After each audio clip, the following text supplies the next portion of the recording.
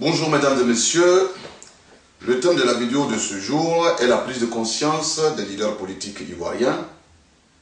Une prise de conscience car nous constatons clairement que nos acteurs politiques, au lieu d'être des bienfaiteurs ou des sauveurs de leur nation, ils sont plutôt devenus une maladie pour notre pays que nous n'arrivons pas à guérir. Alors la vidéo de ce jour que nous allons vous livrer en tant que porte-voix de la société civile ivoirienne a été faite pour leur prise de conscience.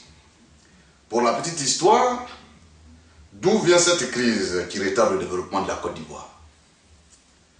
Le 19 septembre 2002, des Ivoiriens avec à leur tête M. Guillaume Soro, un civil, ont pris les armes contre les institutions de la République. Ils ont fait un putsch qui a échoué, mais ce putsch s'est par la suite transformé en une rébellion qui a lourdement endeuillé des millions de populations et scindé notre pays en deux. D'où 50% du territoire ivoirien sont tombés sous le contrôle des ex-rebelles appelés aujourd'hui les forces nouvelles. Et les 50 autres pourcents sont restés sous le contrôle du pouvoir légal du président Laurent Gbagbo, président de la République de Côte d'Ivoire. De septembre 2002 à ce jour, notre pays est toujours coupé en deux, alors que les deux belligérants ont signé un accord de paix.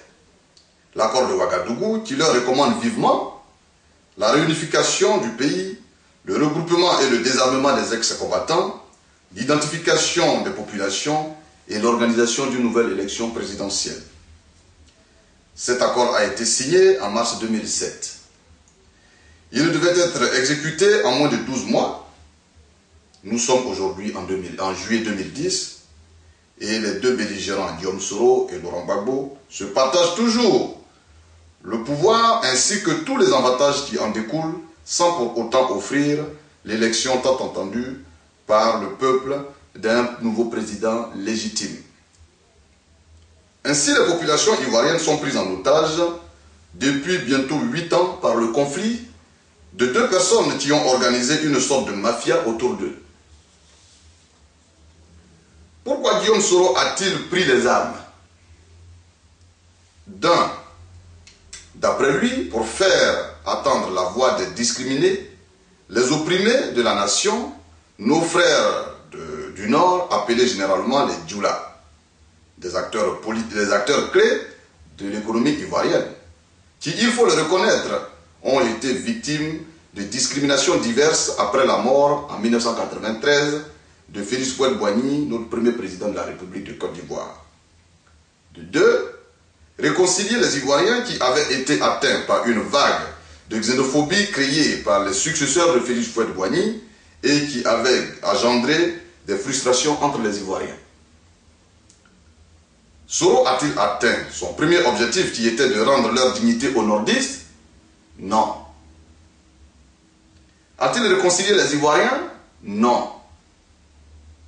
Ou encore, a-t-il réunifié le pays qu'il a su diviser en une nuit de rébellion? Non.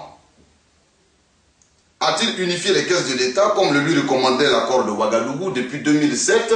Non. A-t-il rendu leur liberté aux populations du Nord en regroupant très rapidement ses troupes d'occupation? Non. Voilà donc, chers Ivoiriens et chers amis de la communauté internationale, comment Soro dit protéger nos frères du Nord en particulier et les Ivoiriens en général en les maintenant en otage.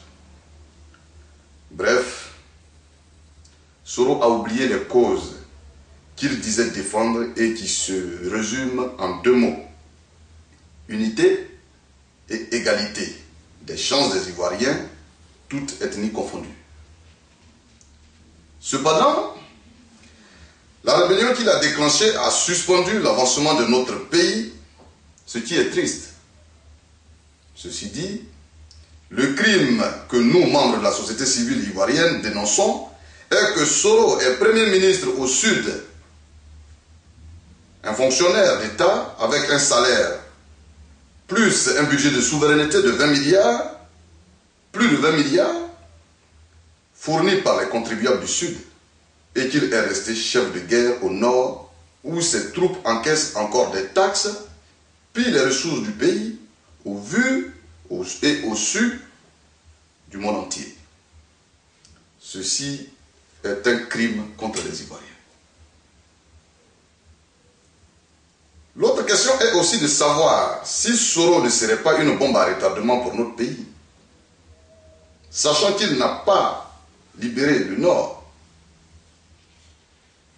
Sa personne véhicule encore la peur et la terreur. Il est Premier ministre, chef de gouvernement, chef de guerre et chef rebelle dans les zones assiégées. Celui-ci peut, avec notre argent, encore renflouer ses caisses pour augmenter son armement. Quelle garantie de non-rébellion nous donne-t-il aujourd'hui?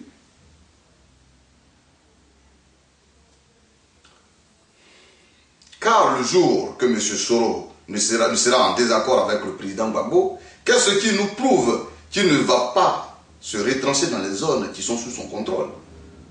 Je demande donc au Premier ministre Soro de donner l'exemple comme les militaires guinéens, en nous envoyant le plus vite possible aux élections présidentielles.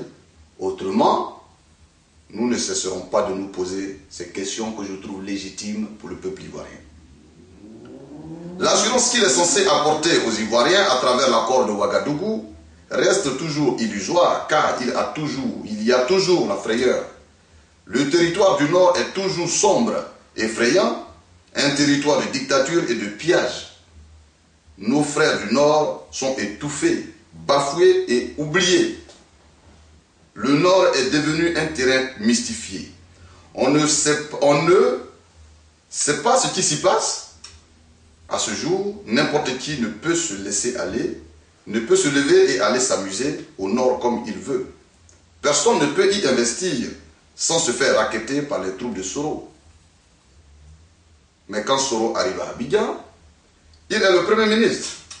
Il faut qu'on se taise et qu'on le laisse faire ce qu'il veut de nos biens. Eh bien, je dis au Premier ministre que le peuple qu'il est censé protéger est épuisé, au risque de ne plus lui pardonner ce jeu d'exploitation déguisé du pauvre auquel nous assistons. C'est une chance de se racheter que l'accord politique de Ouagadougou lui offre. À lui de la saisir car il a enfreint les lois de l'humanité. Je demande donc à Soro d'arrêter les discours fallacieux de paix et d'exécuter au plus vite le programme qui lui incombe et qui est celui de regrouper et de désarmer ses troupes, de réunifier le pays, de procéder immédiatement à l'unicité des caisses de l'État et de contraindre son partenaire Laurent Gbagbo aux élections présidentielles. Ainsi, vous aurez abrégé les souffrances de nos populations que vos préalables illégitimes et illégales amplifient depuis votre attaque meurtrière des institutions de l'État en septembre 2002. Prenez conscience, Monsieur le Premier ministre, et demandez-vous ce que votre existence apporte aujourd'hui à votre patrie. Car il est temps que les douleurs de nos parents soient atténuées. Je dis bien qu'il est temps que les douleurs de nos parents soient atténuées. Je vous remercie.